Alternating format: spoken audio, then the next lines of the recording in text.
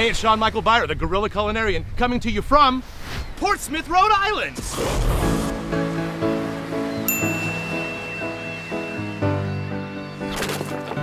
Rhode Island, the land of humidity. I'm from California and we have dry heat, and here it's quite wet, but it's beautiful, so who can complain? So today, joining me, my frequent guest and Rhode Island native, drum roll please, Adam Carbone. Hey Adam. Thanks for joining me. You're welcome. So what are we going to do today? We're going to go quahogging. Quahogging? What is that? It's clamming. It's Okay. a Rhode Island word. Okay. And what you do is you look for clams that are in the ocean. Oh, and this is the ocean. This is the ocean. Okay, this is the ocean. And you you dig guys. them out of the mud. Out of the muck. You don't eat them the muck. Okay. And you eat them. You eat them right there? You can. Some people do it. But maybe I could take them back and make, oh, I don't know, amazing clam chowder? You could. So what we're going to do is we're going to go out in the water, and I'm going to experience for the very first time quahogging, clamming, grabbing stuff from the ocean and putting it into a bucket, rinsing it off, and then we're going to go inside. I'm going to make some amazing Rhode Island clam chowder. Not your creamy New England clam chowder. No, no, no. SMB's Rhode Island amazing clam chowder. And I might help.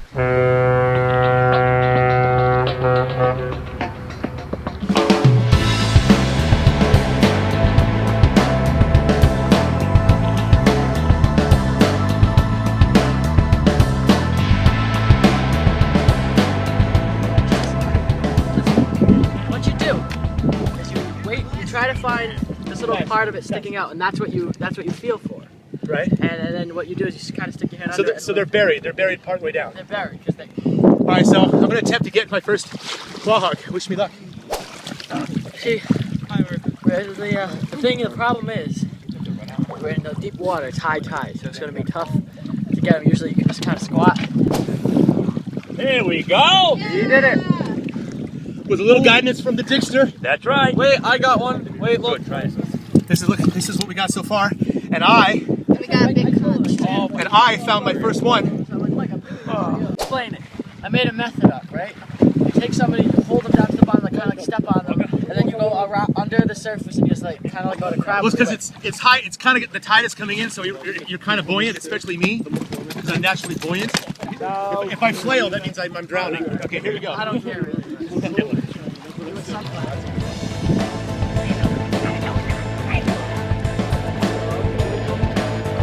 Finally rid of them.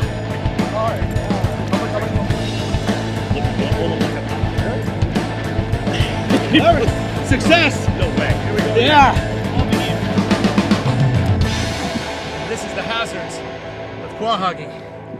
This way. I think I'm gonna have to go to the ER later on. We're all gonna be eating these.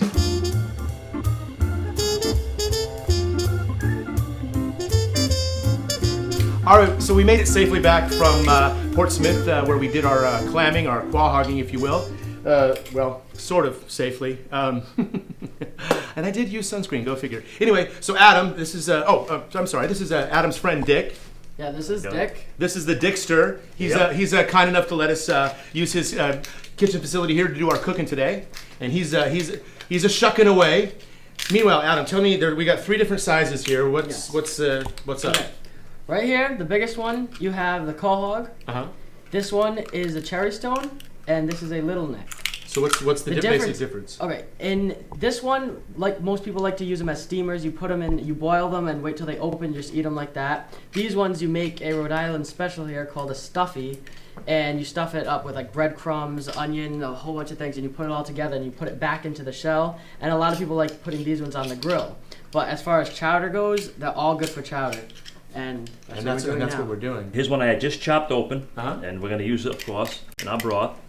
I'm just going to boil the shells up. Yeah, we got the shells in the back, in a little stock, a little chicken stock, and a little bit of water, and we're making our own clam stock. Now these are also good to eating on a half shell. These are so fresh, they're very hard to get open. You can really eat them raw, just like right out of the ocean, basically. Right out of the ocean. Do man. it. These are so good. I think Dick should eat one for us. What do you think? I'll do that. All right. I don't Let think me get it open. Yeah. You guys don't want to try one? You know what? I'll trust you to try that and let us know how it tastes. All right, let's take it like this. We cut it off the muscle.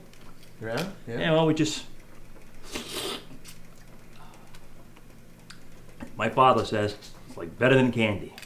This Wow. is delicious. Is it weird that I got some kind of joy out of watching you eat that, even though you're a vegetarian. Yeah, see, Adam, although Adam is participating in this meal today, he won't be enjoying it with us. Well, he will probably enjoy the garlic bread. You sure? That's what he'll probably get. You sure? You guys don't want to try?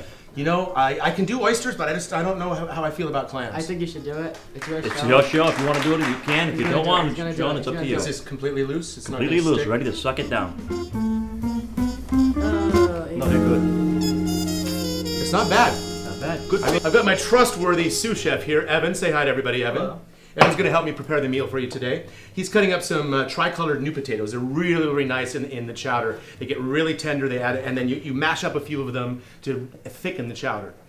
And then also, he's already prepared. We have got our celery. We've got our cilantro for garnish. We roasted a head of garlic in the oven, and it becomes so rich. And you just put that in there. It's not pungent at all. It's really just rich, and it actually sweetens the garlic, believe it or not.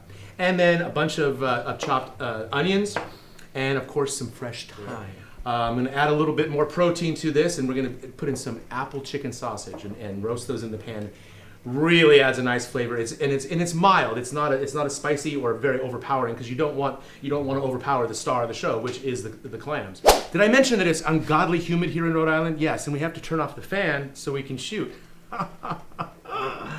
Okay. So anyways, we're going to get started cooking. I'm going to get a little olive oil going in. Oh, I'm so fun. Give me the onions. We're going to start with the onions and then the celery. Got the celery. Let's hold the garlic off for a bit because it's already cooked. All right.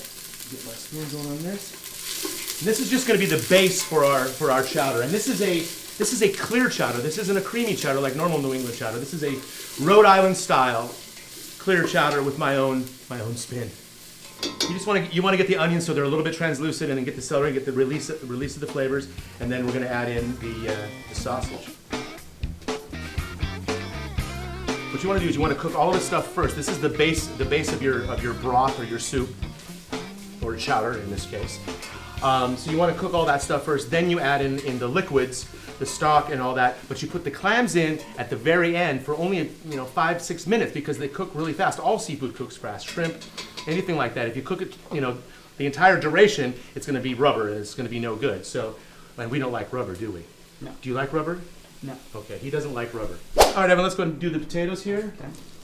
Our lovely tricolored new potatoes, which is much better than old potatoes. I mean, they're fresher, right? All right, do a little salt and pepper on it. There's a little water under the lid there. Get a little facial going, clear the skin. It's nice. And it smells really good.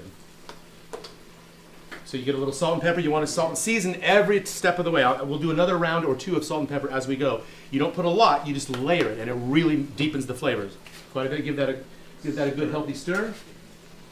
Get our potatoes going. And then next up, the stock. I just get a little tingly when I think about it. Clam stock. I'm on fire.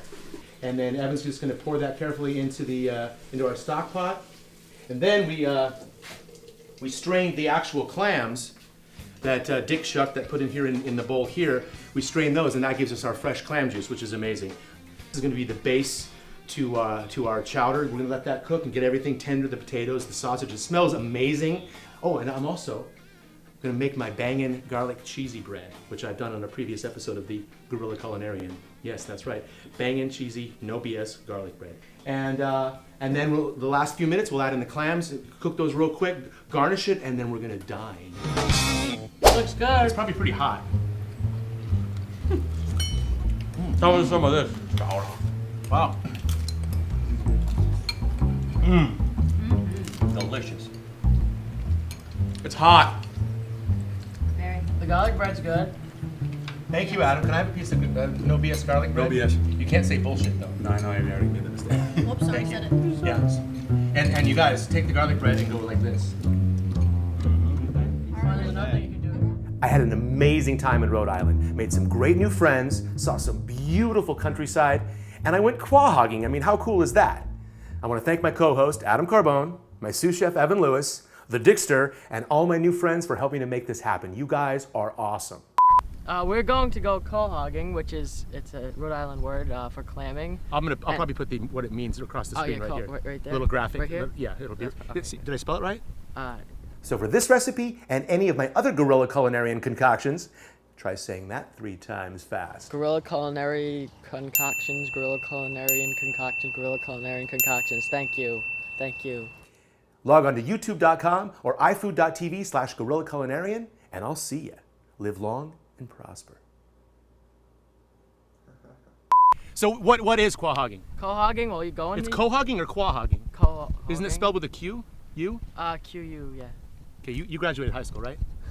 Yeah. Okay, good. And you look for the little shells sticking out and you grab it. Sometimes you feel it with your foot and you're like, but you don't. This shark's in there today, so we're gonna try to live. That's our main goal. Dun, dun, dun, dun, dun, dun, dun. Ang tayo, hindi na tindong na nagkira ka na.